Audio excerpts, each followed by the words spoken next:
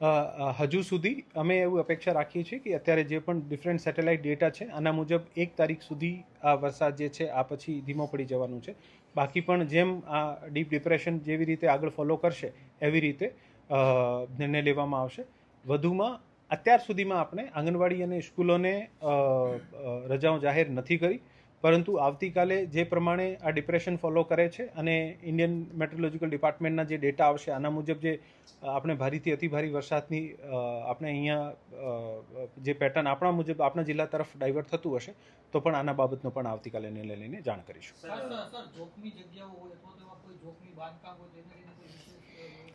તમામ લાયઝન ઓફિસરને સૂચના આપવામાં આવી છે કે આજે જ તમામ હોર્ડિંગ્સ જે હોય, ચાહે ખાનગી હોર્ડિંગ ખાનગી એજન્સીના હોય અથવા ગ્રામ પંચાયતે લગાવ્યા હોય, અને કોર્પોરેશન ઓફકોર્સ પ્રી મોન્સૂન પહેલાં તમામ હોર્ડિંગ્સની ચકાસણી કરતું હોય છે.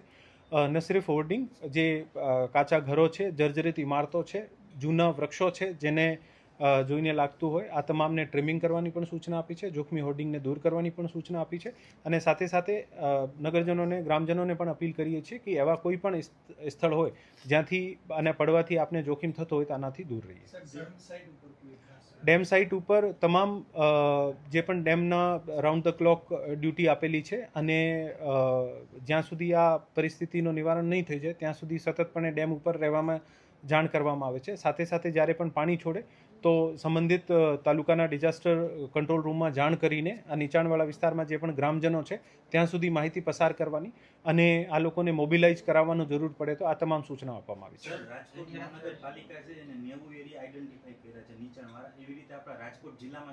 રાજકોટ જિલ્લામાં લગભગ 170થી 180 ગામો જે છે આ આપણે નીચાણવાળા વિસ્તારો તરીકે આઈડેન્ટિફાઈ કરેલા છે.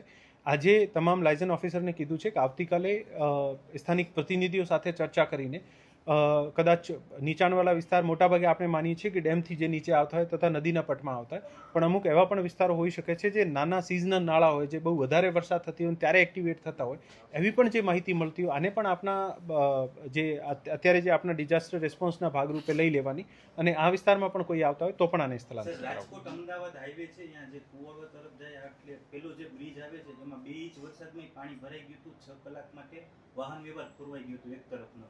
તો અહીંયા સર આપણે કઈ રીતે કઈ એનો રસ્તો કર્યો છે? અત્યારે એવા જે પણ રસ્તા છે જ્યાં ભારે વરસાદના કારણે ટ્રાફિકના ઇશ્યુઝ થતા હોય, નેસેસરી સમારકામ માટે તમામ વિભાગોને સૂચના આપવામાં આવી છે, પણ સાથે સાથે ટ્રાફિક પોલીસને અને સંબંધિત થાનાધિકારીઓને સૂચના આપવામાં આવી છે કે આ તમામ સ્થળો ઉપર ટ્રાફિક મેનેજમેન્ટ માટે એક્ટિવલી ઇન્વોલ્વ થઈને અને ટ્રાફિકનો મેનેજમેન્ટ. તમામ લાયઝન અધિકારી અત્યાર સુધીમાં તમામ તાલુકાએ પોતપોતાના વિસ્તારમાં જે પણ એનજીઓઝ, ધાર્મિક સંસ્થાનો, સહકારી સંસ્થાઓ, આ તમામને સંપર્ક કર્યું છે અને આ એક્સરસાઇઝના ભાગરૂપે આવતીકાલે તમામ એનજીઓ સાથે આ લોકો ફરીથી ચર્ચા કરવાના છે અને એનજીઓઝને આ એક્ટિવિટી દરમિયાન વોલેન્ટિયર્સ ઉપલબ્ધ કરાવવાના, ભોજનની વ્યવસ્થા, પાણીની વ્યવસ્થા, માણસોને માર્ગદર્શન કરવાની અને હેલ્પ કરવાની વ્યવસ્થા માટે પણ આવતીકાલે આને બધાને ઇન્વોલ્વ કરવામાં આવશે.